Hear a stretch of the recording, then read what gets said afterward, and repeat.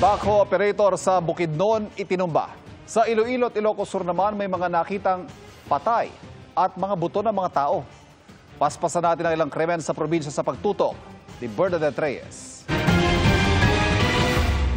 Mga buto ng tao pati mga damit pambabae natagpuan ng isang magsasaka sa isang tubuhan sa San Enrique, Iloilo.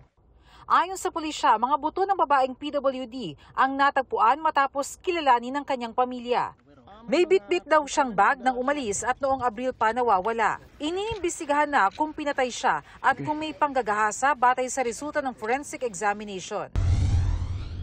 Sa Magsingal, Ilocos Sur, may natagpo ang patay na lalaking 76 anyos sa tabi ng mga inaning mais. Magdamag daw na hindi umuwi ang biktima. Ayon sa pulisya, walang nakitang sugat o foul play sa katawan ng biktima base sa sumuring doktor. Ayon sa pamilya, pinag-aaralan nila kung ipapa-autopsy pa ang labi ng ama. Backhoe operator dead on the spot sa pamamaril sa Quezon, Bukidnon. Ayon sa pulisya, tinamaan sa kamay at ulo ang biktima. Nakita ng mga saksi na namaril ang isang lalaki sa kaagad tumakas sakay ng motorsiklo. May 2 persons of interest na ang pulisya.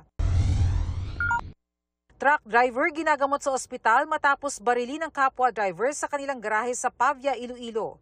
Ayon sa pulisya, parehong nakainom ang dalawa pero galing sa magkahiwalay na inuman. At nang magtagpo sila sa garahe, nagkaaway sila hanggang nauwi sa pamamaril. Tinangkang agawin ng pamangkin ng biktima ang baril pero ang sospek 3 beses pang nagpaputok bagamat wala ng tinamaan. Away sa trabaho ang tinitingnang motibo sa pamamaril. Desidido ang pamilya ng biktima na ihabla ang nakatakas na sospek. Para sa GMA Integrated News, Bernadette Reyes, nakatutok 24 oras. Mga kapuso, patuloy na tumutok sa mga balita. Mag-subscribe sa GMA Integrated News sa YouTube. Sa mga kapuso abroad, samahan niyo kami sa GMA Pinoy TV at www.gmanews.tv.